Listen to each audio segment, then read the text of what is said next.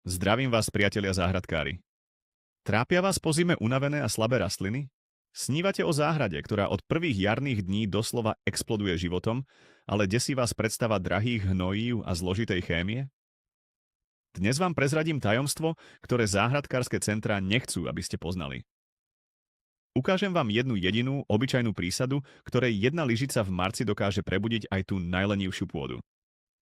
Je to metóda, ktorá je takmer zadarmo a jej účinky vás ohromia. Zostaňte so mnou a na konci tohto videa budete presne vedieť, ako s minimálnou námahou naštartovať rast vašich rastlín tak, ako nikdy predtým. Mimochodom, čo je podľa vás najväčší mýtus o jarnom hnojení? Napíšte mi do komentárov, som veľmi zvedavý na vaše názory a skúsenosti. Aby sme pochopili silu nášho dnešného triku, musíme sa najprv pozrieť na to, čo sa v marci deje pod zemou. Marec je pre rastliny mesiacom veľkého prebudzania. Po dlhom zimnom spánku sa ich metabolizmus pomaly štartuje. Korene začínajú byť aktívne a hľadajú v pôde prvé živiny, aby mali energiu na tvorbu nových listov a výhonkov. Je to ako ráno po dlhej noci. Nepotrebujú hneď obrovský, ťažký obed v podobe silných chemických hnojív. To by bol pre ich prebúdzajúci sa organizmus skôr šok. Potrebujú niečo úplne iné. Potrebujú ľahko stráviteľný a povzbudzujúci energetický nápoj, ktorý nezaťaží ich korene, ale naopak prebudí k životu celý ekosystém v pôde. Práve pôdne mikroorganizmy, tie miliardy neviditeľných pomocníkov, sú kľúčom k všetkému.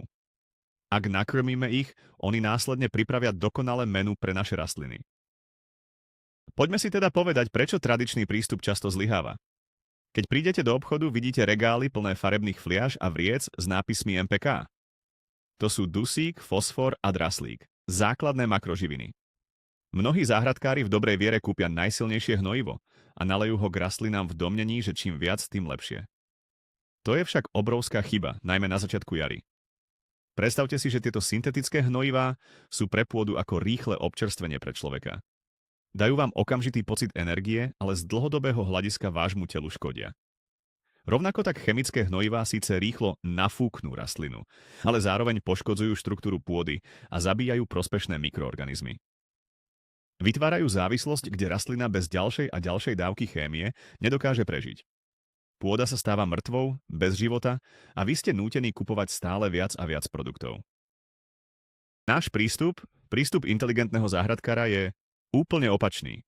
Namiesto toho, aby sme sa snažili priamo nakrmiť rastlinu, my nakrmíme pôdu. Pretože živá a zdravá pôda je ten najlepší kuchár, ktorý dokáže rastline pripraviť presne tie živiny, ktoré v danom momente potrebuje. A to v dokonale stráviteľnej forme. Keď je pôda plná života, baktérií, húb, dážďoviek, funguje ako obrovská, samoobslužná reštaurácia pre vaše rastliny. Tento živý systém dokáže uvoľňovať živiny viazané v pôde, prevzdušňovať ju, zadržiavať v nej vlahu a chrániť korene rastlín pred chorobami. My teda nemusíme byť chemikmi a miešať koktejly živín. Našou jedinou úlohou je podporiť a nakrmiť túto podzemnú armádu pracantov. A na to nám poslúži naša dnešná tajná prísada. Ste pripravení ju odhaliť? Tým zázrakom, o ktorom celý čas hovorím, nie je nič iné ako obyčajná melasa. Áno, počujete správne. Tá tmavá, hustá a sladká tekutina, ktorá vzniká ako vedľajší produkt pri výrobe cukru. Možno ju poznáte z kuchyne, ale jej skutočná sila sa ukrýva v záhrade. Prečo práve melasa? Pretože je to doslova super potravina pre pôdne mikroorganizmy. Obsahuje obrovské množstvo jednoduchých cukrov, ktoré sú pre baktérie a huby okamžitým a vysokoenergetickým zdrojom potravy. Okrem cukru je bohatá aj na dôležité minerály, ako je vápnik, horčík, draslík a železo, a tiež na stopové prvky. Keď pridáte melasu do pôdy, je to, ako by ste usporiadali obrovskú hostinu pre všetkých mikroskopických obyvateľov vašej záhrady. A oni sa vám za to odmenia prácou, ktorú žiadne chemické hnojivo nedokáže nahradiť. Poďme sa pozrieť na ten proces trochu bližšie. Predstavte si pôdu ako mesto. V tomto meste žijú miliardy obyvateľov, mikroorganizmov. Keď je zima, mesto spí. V marci, keď sa oteplí, sa obyvatelia začínajú prebúdzať, ale sú hladní a bez energie. A vtedy prídete vy a vylejete do ich mesta cisternu plnú ich obľúbeného jedla, cukru z melasy. Čo sa stane? V meste nastane explózia života. Baktérie sa začnú masívne množiť. Ich aktivita začne produkovať teplo, čo pomáha prehriať studenú jarnú pôdu. Tieto mikroorganizmy začnú rozkladať organickú hmotu v pôde, čím uvoľňujú živiny, ktoré boli doteraz pre rastliny nedostupné. Vytvárajú okolo koreňov rastlín ochranný biofilm, ktorý ich chráni pred patogénmi. Celé podzemné mesto ožije a začne pracovať v prospech vašich rastlín. To je ten skutočný zázrak. Aké sú teda konkrétne výhody, ktoré môžete očakávať? Poprvé, je to výrazne silnejší a zdravší koreňový systém. Korene sú mozgom a ústami rastliny. Keď je pôda plná života, korene majú ideálne podmienky na rast. Nemusia bojovať s nepriaznivým chemickým prostredím, naopak spolupracujú s mykorhýznymi hubami a baktériami, ktoré im pomáhajú prijímať vodu a živiny z oveľa väčšej plochy. Rastlina s mohutným koreňovým systémom je odolnejšia voči suchu, chorobám a teplotným výkyvom. Je to ako postaviť dom na pevných základoch. Aj keď príde výchrica, takýto dom zostane stáť. Rovnako tak rastlina s pevnými koreňmi prežije aj neskorý jarný mrázik alebo nečakané sucho. Druhým obrovským benefitom je zlepšenie štruktúry pôdy. Mikroorganizmy, ktoré sa vďaka melase namnožia, produkujú látky, ktoré fungujú ako lepidlo. Spájajú drobné častice pôdy do väčších agregátov, čím vytvárajú tzv. Hrudkovitú štruktúru. Prečo je to dôležité? Takáto pôda je kyprá, vzdušná a dokonale zadržiava vodu. Je ako špongia. Keď prší, nenasáva vodu len na povrchu, ale umožňuje jej preniknúť hlbšie ku koreňom a zároveň ju tam udrží na horšie časy. V ťažkých ílovitých pôdach pomáha tento proces pôdu prevzdušniť a rozbiť, zatiaľ čo v ľahkých piesočnatých pôdach pomáha naopak zadržať vlahu a živiny. Týmto spôsobom nemusíte toľko polievať a živiny sa vám zbytočne nevyplavujú preč pri každom daždi. Tretí a pre mnohých najdôležitejší prínos je zvýšenie dostupnosti živín. Možno si to neuvedomujete, ale vaša pôda je s najväčšou pravdepodobnosťou plná živín. Problém je, že mnohé z nich sú v chemickej forme, ktorú rastliny nedokážu prijať. Sú pre ne zamknuté. A práve mikroorganizmy sú tým kľúčom, ktorý tieto živiny odomýka. Baktérie a huby produkujú enzymy a kyseliny, ktoré dokážu rozložiť zložité minerálne zlúčeniny na jednoduché, pre rastliny ľahko priateľné ióny. Takže melasa v skutočnosti nepridáva do pôdy veľa živín sama o sebe. Ona aktivuje proces, vďaka ktorému si rastlina dokáže vziať z pôdy to, čo tam už dávno je.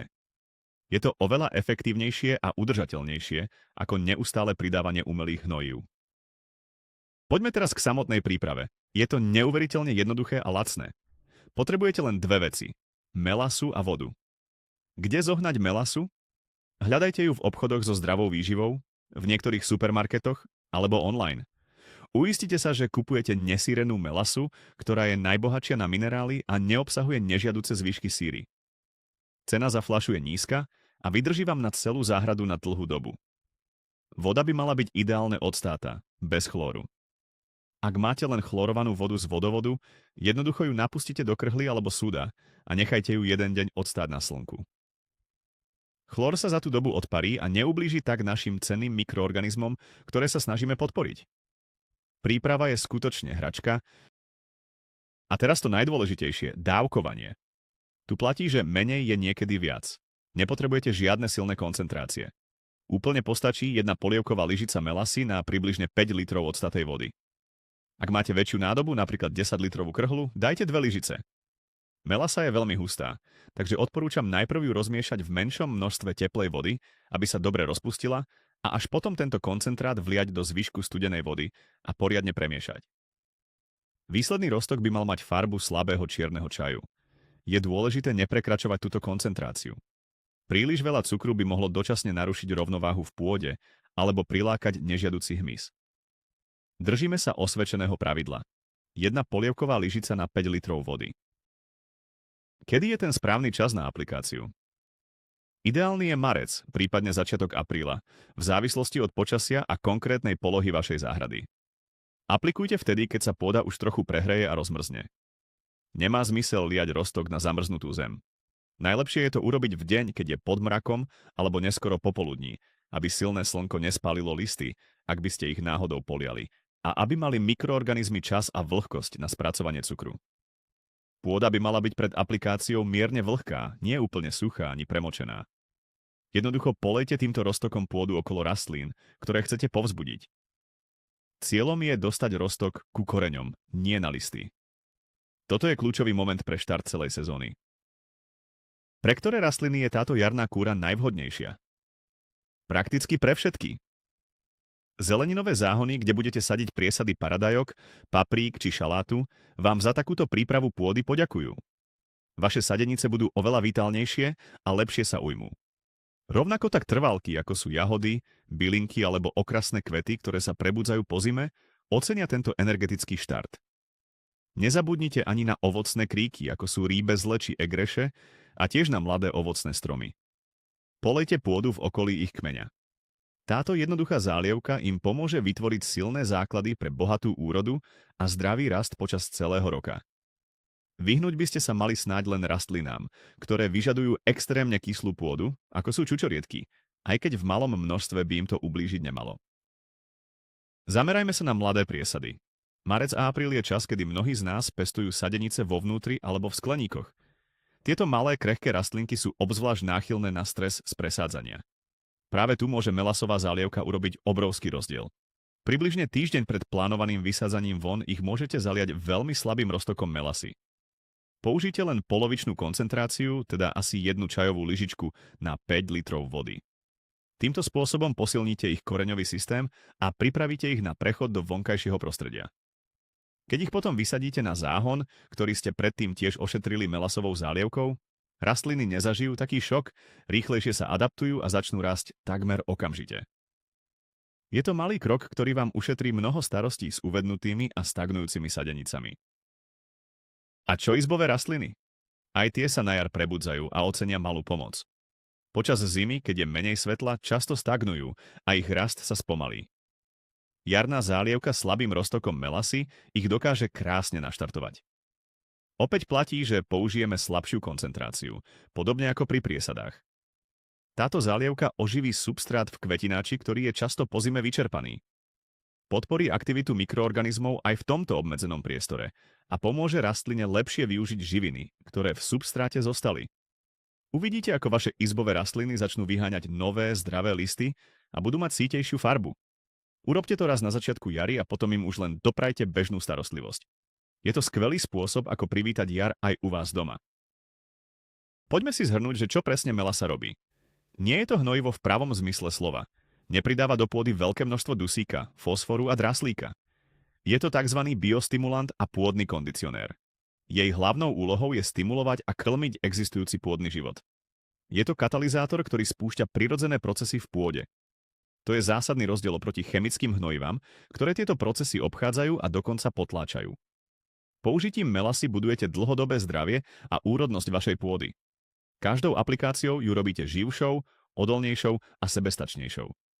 Po niekoľkých sezónach takéhoto prístupu zistíte, že potrebujete stále menej a menej akýchkoľvek externých vstupov, pretože vaša záhrada začne fungovať ako zdravý, samostatný ekosystém. Existujú nejaké rizika alebo nevýhody? Ako pri všetkom, aj tu treba používať zdravý rozum. Kľúčové je dodržať správne riedenie. Príliš koncentrovaný roztok cukru by mohol dočasne vytvoriť anaerobné podmienky v pôde, alebo podporiť rast nesprávnych typov mikroorganizmov. Preto sa držte pravidla 1 polievková lyžica na 5 litrov. Ďalšia vec, na ktorú treba myslieť je, že sladká vôňa môže prilákať hmyz, napríklad mravce. Ak s nimi máte problém, aplikujte roztok priamo ku koreňom a nie na povrch pôdy a následne ho môžete jemne zapracovať alebo prikryť tenkou vrstvou mulču. Vo všeobecnosti sú však riziká pri správnom použití minimálne a výhody ich ďaleko prevyšujú. Je to jedna z najbezpečnejších a najprirodzenejších metód, ako podporiť vašu záhradu. Môžeme tento efekt ešte vylepšiť? Áno, môžeme. Melasa sa výborne kombinuje s inými organickými metodami. Ak napríklad používate kompost, zálievka melasou môže urýchliť jeho rozklad a uvoľňovanie živín. Môžete tiež pridať melasu do suda so žihlavovým zákvasom, tzv. Jíchou. Cukor nakrmí baktérie zodpovedné za fermentáciu a výsledný produkt bude ešte bohatší na prospešné mikroorganizmy a živiny. Vytvoríte si tak vlastné, vysoko účinné probiotické hnojivo pre vašu záhradu. Kombinácia melasy a kompostového čaju je tiež absolútne fantastická. Týmto spôsobom nielenže nakrmíte existujúce mikróby, ale do pôdy pridáte aj nové prospešné kmene. Možnosti sú takmer nekonečné a otvárajú dvere k skutočne kreatívnemu a ekologickému záhradkárčeniu. Pozrime sa na to z finančného hľadiska. Fľaša melasy stojí pár eur a vydrží vám na desiatky, ak nie stovky litrov zálievky. Porovnajte si to s cenami za tekuté organické alebo anorganické hnojivá, kde sa ceny môžu šplhať oveľa vyššie. Investícia do zdravia vašej pôdy je tá najlepšia investícia, akú môžete v záhrade urobiť. Z dlhodobého hľadiska vám ušetrí peniaze nielen za hnojivá, ale aj za postreky proti chorobám a škodcom. Pretože zdravá rastlina, ktorá rastie v živej pôde, má oveľa silnejšiu prirodzenú imunitu a dokáže sa brániť sama. Tento prístup teda nie je len ekologický, ale aj mimoriadne ekonomický. Je to skutočné víťazstvo pre vašu peňaženku aj pre planetu. Existuje nejaká alternatíva, ak nezoženiete melasu? Áno, aj keď melasa je vďaka svojmu obsahu minerálov najlepšia, ako zdroj cukru pre mikroorganizmy môžete v krajnom prípade použiť aj iné veci. Napríklad obyčajný hnedý cukor, alebo dokonca biely cukor, aj keď tie neobsahujú toľko minerálov. Dávkovanie by bolo podobné asi 1 lyžica na 5 litrov vody. Ďalšou možnosťou je nesírený jablkový mušt alebo akákoľvek ovocná šťava bez konzervantov. Princíp je stále rovnaký. Dodať pôde rýchly zdroj energie v podobe cukru. Avšak, ak máte tú možnosť, siahnite po melase. Je to komplexný balíček, ktorý okrem energie dodá aj cenné minerály a preto je vo svete organického záhradkárčenia taká cenená. Je to jednoducho prvá voľba. Veľmi dôležitý je aj psychologický aspekt tohto prístupu. Keď začnete premýšľať o pôde ako o živom organizme, o partnerovi, o ktorého sa treba starať, zmení sa celý váš pohľad na záhradkárčenie.